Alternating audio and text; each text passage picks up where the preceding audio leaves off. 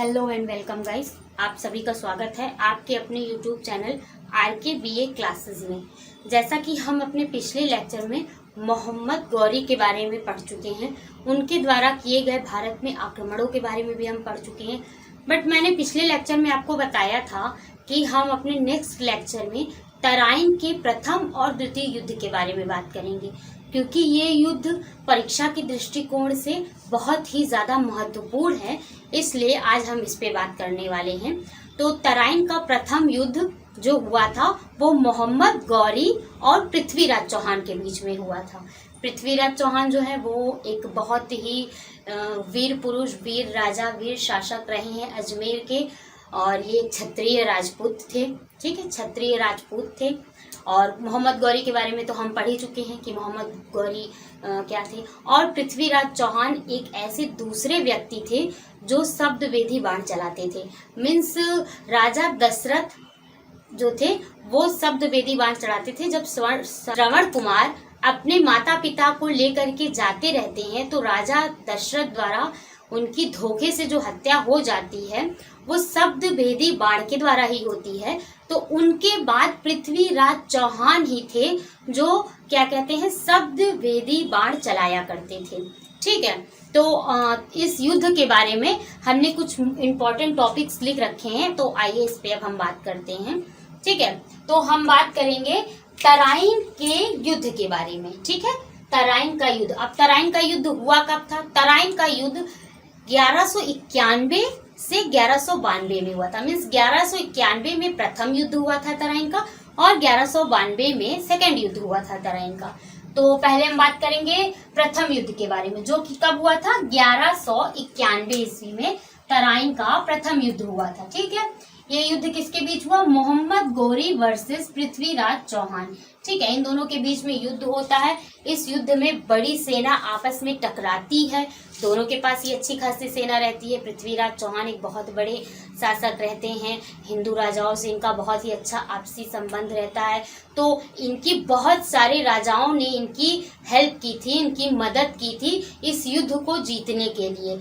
उस टाइम हिंदू शाही राज्य में मतलब जो भी राजा हुआ करते थे, इनसे इनका बहुत अच्छा, राजपूतों से इनकी घनिष्ठ संबंध थे, जिसके कारण बहुत से राजाओं ने इनका सहयोग किया। और पृथ्वीराज चौहान जो है ये आपके प्रथम युद्ध में विजयी होते हैं और गौरी की पराजय हो जाती है। ठीक है, अब ये युद्ध हुआ कहाँ था? तराइन का प्रथम युद्ध। तो तराइन का प्रथम युद्ध जो हुआ था वो थानेश्वर के निकट तराइन के मैदान को तलावड़ी भी बोलते हैं, तलावड़ी मैदान। तो तराइन के मैदान में ये युद्ध हुआ था जो थानेसर के निकट है। ठीक है, 80 मील दूर सरहिंद के किले के पास तराइन का मैदान उपस्थित है। मीन्स 80 मील दूर जो है सरहिंद का किला है, वहां से 80 मील आप आगे जाएंगे, दूर जाएंगे तो वहां पे तराइन का मैदान है। अब ये सरहिंद किला कहाँ है? थानेश्वर में है। तो वहां पे युद्ध होगा गौरी और चौहान के बीच में, पृथ्वीराज चौहान के बीच में। दोनों के बीच में घमासान युद्ध होगा और पृथ्वीराज चौहान जी जो हैं वो विजयी होंगे और गौरी हार जाएगा। ठीक है, इतनी विस्तृत सेना होती है। तो इसका इतना ज्यादा क्रोध हो जाता है कि मैं कैसे हार सकता हूँ इस युद्ध में, और ये दोबारा तराइन का युद्ध करेगा, दोबारा लड़ाई करेगा।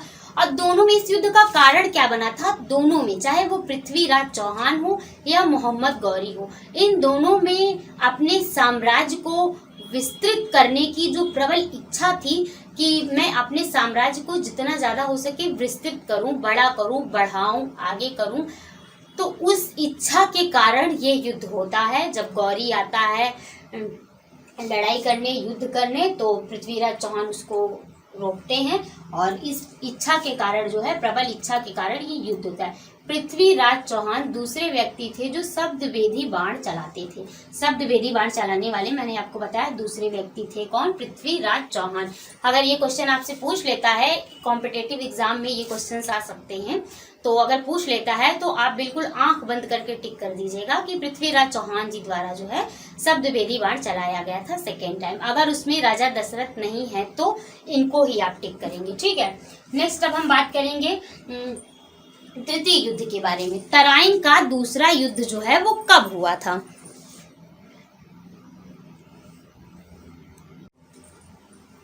तो अब हम बात करेंगे तराइन के दूसरे युद्ध के बारे में।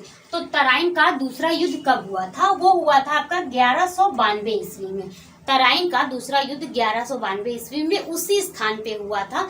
सरहिंद किले से 80 मील दूर तराइन के मैदान में ये युद्ध हुआ। ये युद्ध भी गौरी और पृथ्वीराज चौहान जी के बीच में हुआ था। बट इस युद्ध का मेन कारण जो बना था, पहले युद्ध में जो पृथ्वीराज चौहान ने बहुत ही बुरी तरह से गौरी को परास्त किया था, तो उसका बदला लेने के लिए गौरी जो है वापस से इस पृथ्वीराज चौहान पे आक्रमण करता है।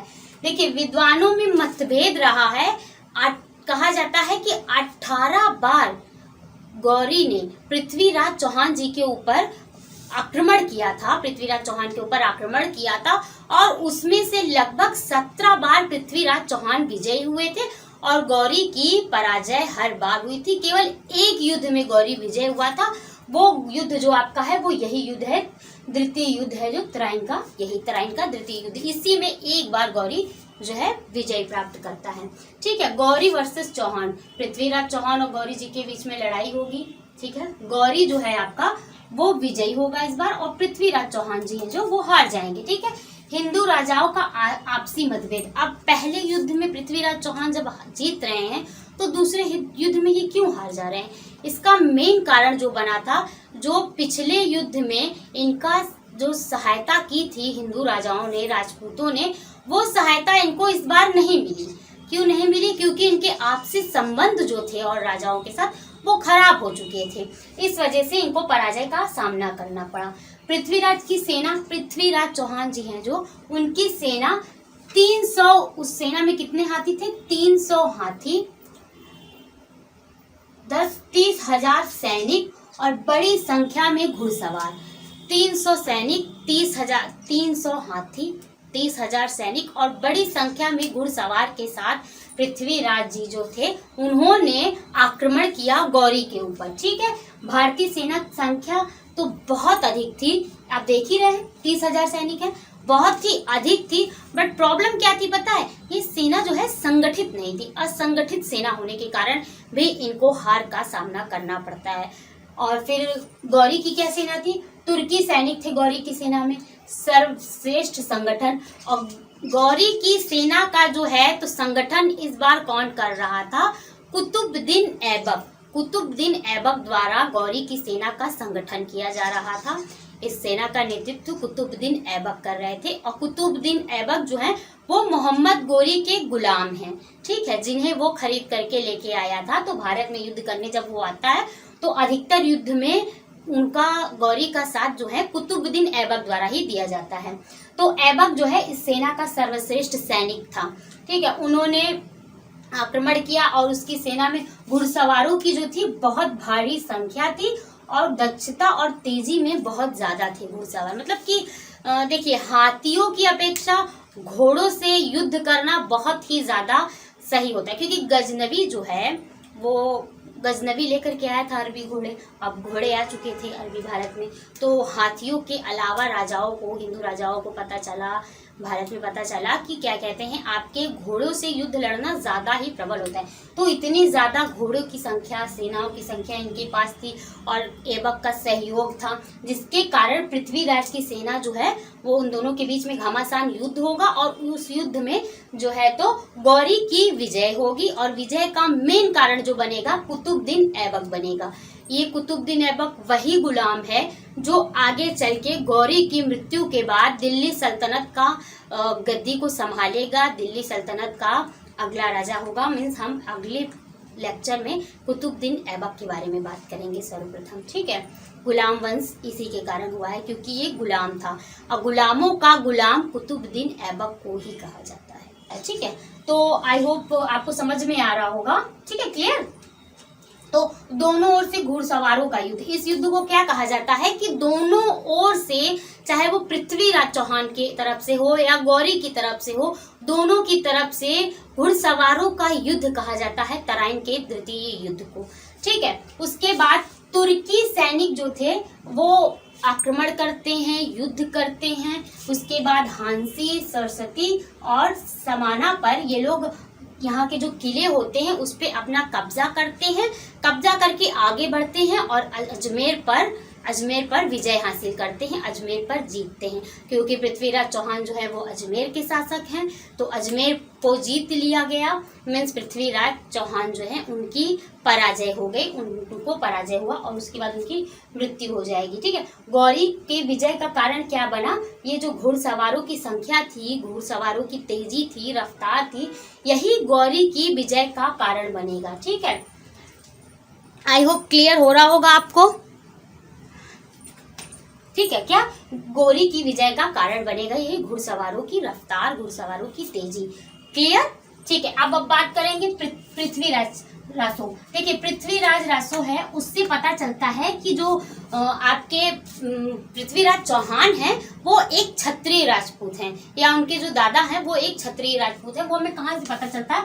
पृथ्वीराज रासो एक क्या कहते हैं, कविता है, कवि है।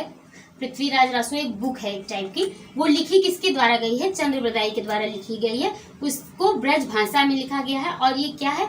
एक महाकाव्य या कविता है पृथ्वीराज रासो, जिसमें बताया जा रहा है कि पृथ्वीराज चौहान एक क्षत्रिय राजपूत हैं। ठीक है, 2020 में प्रधानमंत्री हमारे जो है नरेंद्र मोदी जी और राष्ट्रपति जो हमारे हैं रामनाथ कोविंद जी के नेतृत्व में दिल्ली में एक समिति बिठाई गई है, जिसमें 15 से अधिक भारतीय विश्वविद्यालय तथा प्रोफेसर ने एक समिति बनी है। उसमें 15 से अधिक विश्वविद्यालय और वहां के प्रोफेसर, इन सब ने मिलके रासो और तमाम ऐतिहासिक शख्सों का अध्ययन करा और अध्ययन करने के बाद बताया है कि पृथ्वीराज को एक क्षत्रिय राजपूत बताया है। रासो में पढ़ा और उसका अध्ययन करने के बाद बताया है कि पृथ्वीराज चौहान एक क्षत्रिय राजपूत हैं और जो उनके दादा हैं आनंगपाल, वो भी एक क्षत्रिय राजपूत हैं। ठीक है, और मैंने जैसे आपको पहले भी बताया 18 बार गौरी ने पृथ्वीराज पर आक्रमण किया है और 17 बार चौहान की जो है विजय हुई है। तराइन युद्ध के बाद भारत कई वर्षों तक मुस्लिम शासन के अधीन रहा। मीन्स तराइन युद्ध में पृथ्वीराज चौहान जब हार जाते हैं तो इसके बाद वैसे भी भारत में राजाओं का आपसी मतभेद रहा है, तो ये लोग अपनी सेना को एकत्र करके किसी भी मुस्लिम राजा के विरुद्ध उस तरीके से युद्ध नहीं लड़ पाते हैं जिस तरीके से इन्हें लड़ना चाहिए, सेना को एकत्रित करके। तो ऐसा ना कर पाने के कारण कितने वर्षों तक भारत पे मुस्लिम शासकों का ही शासन रहा है, मुस्लिमों के अधीन अपना भारत जो है वो रहा है काफ़ी समय तक, काफ़ी लंबे समय तक। आई होप गाइज आपको मेरी वीडियोस पसंद आ रही होंगी। अगर आपको मेरी वीडियोस और मेरे पढ़ाने के तरीका पसंद आ रहा है या उसमें कुछ भी आपको चेंजेस चाहिए तो प्लीज़ कमेंट करके बताइए। और अगर अच्छा लग रहा है तो वीडियोस को लाइक कीजिए, चैनल को सब्सक्राइब कीजिए और जितना ज़्यादा हो सके शेयर कीजिए। Thank you for watching this video.